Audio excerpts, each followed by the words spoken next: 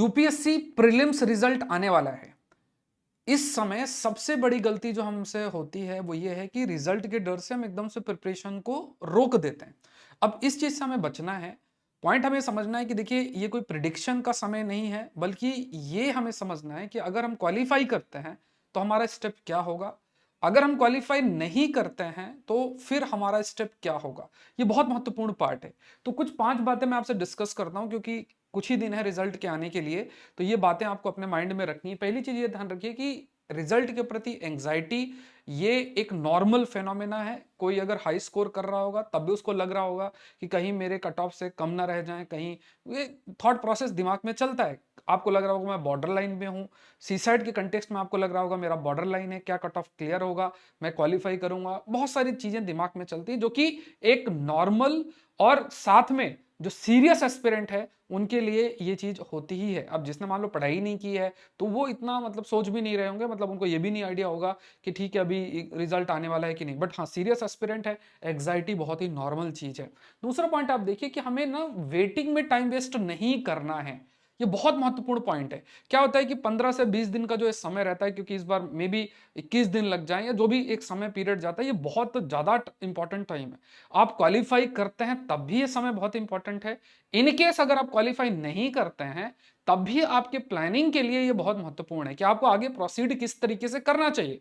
तो ये डिसाइड और डिटरमाइन आपके द्वारा जो लिया गया कदम है उसके माध्यम से ही होगा। अगर आप क्वालिफाई कर जाते हैं और 20-21 दिन खराब हो गए तब भी आप रेस से बहुत पीछे जा सकते हैं।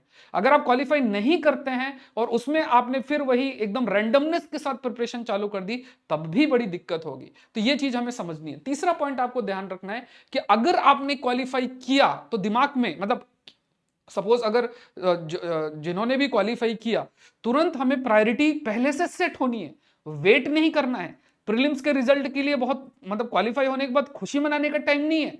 तुरंत आंसर राइटिंग, ऑप्शनल, एसे, इथिक्स ऐसी चीजें हैं जो फोकस करना है। जैसे करंट अफेयर्स के लिए आप मुझसे जुड़ सकते हैं। करंट अफेयर्स चाहे आपका प्रीलिम्स क्वालिफाई हो या ना हो, आप मुझसे जुड़ सकते हैं। इस बार 35+ क्वेश्चन सेशन से आए हैं जो कि मैंने आपसे शेयर भी किए हुए हैं। तो ये एक पॉइंट हमेशा याद रखिए, अगर आप क्वालिफाई करें आपका प्लान तैयार होना चाहिए कि मुझे तुरंत क्या चीज चालू कर देनी, स्टार्ट कर देना। जैसे आंसर राइटिंग सबसे महत्वपूर्ण पार्ट है इस एग्जाम के प्रिपरेशन के लिए, तो उस पर आपको वर्क करना है। अगर मान लीजिए आप क्वालिफाई नहीं करते हैं, एक पॉइंट आता है कि हो सकता है आप क्वालिफाई ना करें, रियलिटी के लिए हमें तैयार रहना है। तो अगर मान लीजिए क्वालिफाई नहीं किया तो उस केस में हमें बहुत क्लैरिटी होना चाहिए अच्छा मेरी कमी कहां रह गई है। क्या मेरा स्टैटिक में वीकनेस है, मेरा करंट अफेयर्स में वीकनेस है, मेरा सीसेट में वीकनेस है, किस चीज में वीकनेस है। उस स्थिति में मानकर चलना है उन वीकनेस को दूर कैसे किया जाए, उसके लिए आपको स्ट्रेटजी बना के चलनी है और उन स्ट्रेटजी के तहत अपनी प्रिपरेशन को आगे बढ़ाना है। तो 27 के लिए और आगे चल के मैं आपको एक रोड मैप भी दूंगा। इनकेस आप क्वालिफाई नहीं करते हैं तो आपको कैसे प्रोसीड करना चाहिए, क्योंकि एक सही प्लानिंग के माध्यम से ही आप सिलेबस को पूरा कर पाएंगे। साथ में अपने कॉम्पिटिटर के साथ आप मिलकर, भले आप एग्जाम मेंस का नहीं दे रहे हैं बट प्रिपरेशन के लेवल पे आपकी किसी भी प्रकार की कमी नहीं रहेगी। तो यह चीज थोड़ा सा ध्यान में रखना है कि अगर आप क्वालिफाई नहीं करते हैं तो आगे कैसे बढ़ना है। तो वो जरूरी है जानना। ये बात में नहीं कि यूपीएससी पेपर डिफिकल्ट बना रही है या यूपीएससी रैंडम सोर्सेज को फॉलो कर रही है। हमें समझना है कि मेरे जो कॉम्पिटिटर है उनसे मुझे कैसे बेटर होना है। मेरे लिए वो रिलेटिव कंपटीशन की बात है कि मुझे मेरे कॉम्पिटिटर से बेटर होना है। कि अगर मैं क्वालिफाई नहीं कर पा रहा हूं तो कहीं ना कहीं थोड़ी सी कमी कहीं ना कहीं रह गई है। रैंडमनेस है, लक का फैक्टर नो डाउट है, लेकिन अगर हम प्रयास करेंगे चलो अगले साल भले रैंडमनेस हो बट मेरे कॉम्पिटिटर से मुझे बढ़िया होना है, तो उसके लिए मुझे क्या सोर्सेस फॉलो करना चाहिए, करंट अफेयर्स उसमें सबसे महत्वपूर्ण पार्ट है। फिर आ जाते हैं कि border line candidate. Border line candidate की मतलब एकदम कट ऑफ, आपको पता है कि लगभग 70 के आसपास प्रीलिम्स में कट ऑफ जा सकती है। आपके नंबर आ रहे हैं, मान लीजिए एक नंबर से रह गए, हो सकता है एक नंबर से क्वालिफाई कर गए तो कोई बात ही नहीं, मान लीजिए रह गए, तो उसमें भी हमें डिमोटिवेट नहीं होना है। अगेन फिर वही मैं कहूंगा, भले आप मेंस जब लिखेंगे तो भले वहां पे सेंटर पे जाके नहीं लिखें, बट मान के चलिए कि आपका प्रिपरेशन की लेवल इस प्रकार की हो कि आपको ऐसा लगे कि मैं मेंस उस जाके भले वहां ना दे रहा हूं, अपने कमरे में दे रहा हूं, बट प्रिपरेशन का लेवल उस मेंस के कैंडिडेट के बराबर मेरा होना चाहिए। तो एक ये भी है, बॉर्डर लाइन कैंडिडेट है। और सबसे बड़ा मिस्टेक बार बार जब हम करते हैं कि रिजल्ट आने से पहले 15 से 20 दिन 21 दिन हम खराब कर देते हैं, उस चीज से हमें बचना चाहिए। अभी भी कुछ दिन तो है ही, तो रिजल्ट अगर आता है तो अब अगर जो भी समय है वो चलिए जो गया तो गया, अभी कैसे आगे बढ़ें वो प्लानिंग हमें कर लेना चाहिए। ये बहुत महत्वपूर्ण आपके लिए बनता है। तो ये कुछ बातें हैं, आप ध्यान में रखिए। देखिए ये प्रिपरेशन की जो जर्नी है ये आसान नहीं है।